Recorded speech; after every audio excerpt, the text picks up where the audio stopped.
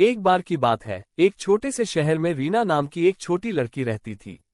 रीना हमेशा चुड़ैलों और राक्षसों की कहानियों से रोमांचित रहती थी जो उसके दादा उसे सुनाया करते थे। लेकिन उसने कभी नहीं सोचा था कि एक दिन उसे खुद कुछ ऐसा भयानक अनुभव होगा।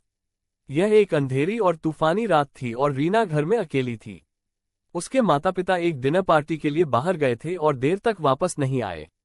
रीना ने टीवी देखकर खुद को विचलित करने की कोशिश की, लेकिन बिजली चली गई, जिससे वो पूरी तरह से अंधेरे में चली गई।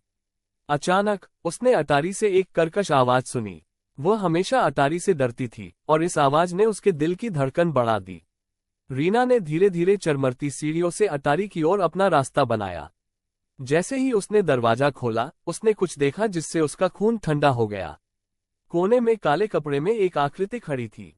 यह एक चुड़ैल थी, जिसके लंबे उलझे हुए बाल और उसके चेहरे पर एक टेढ़ी मेढ़ी दुष्ट मुस्कान थी। रीना ने भागने की कोशिश की, लेकिन चुड़ैल बहुत तेज थी।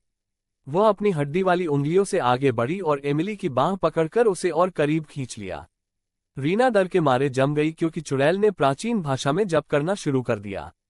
अचानक अटारी का दरवाजा खुल गया और रीना के माता पिता दौड़कर अंदर आए। उन्हें लगा कि कुछ गड़बड़ है और वे जल्दी घर आ गए थे। चुड़ैल ने उनका सामना किया, उसकी आंखें गुस्से से चमक उठी।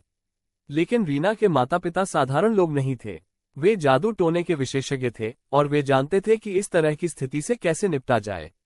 उन्होंने अपनी छड़ी निकाली और चुड़ैल पर जादू करना शुरू कर दिया, जो उनकी आंखों के सामने सिकुड़ने और मुरझाने लगी। अंत में चुड़ैल हार गई और रीना के माता पिता अपनी भयभीत बेटी को आराम देने के लिए दौड़ पड़े। उन्होंने समझाया कि चुड़ैलें और राक्षस असली थे, लेकिन उनमें उन्हें हराने की शक्ति थी। उस दिन से रीना ने बहादुर बनना सीखा और अपने डर को कभी भी अपने ऊपर हावी नहीं होने दिया। और जहां तक जादू टोना की बात है, उसने उस नगर में फिर कभी किसी को परेशान नहीं किया। लेकिन कुछ का कहना है कि अंधेरी और तूफानी रातों में आप अभी भी अटारी के माध्यम से उसकी दुष्ट खड़खड़ाहट सुन सकते हैं।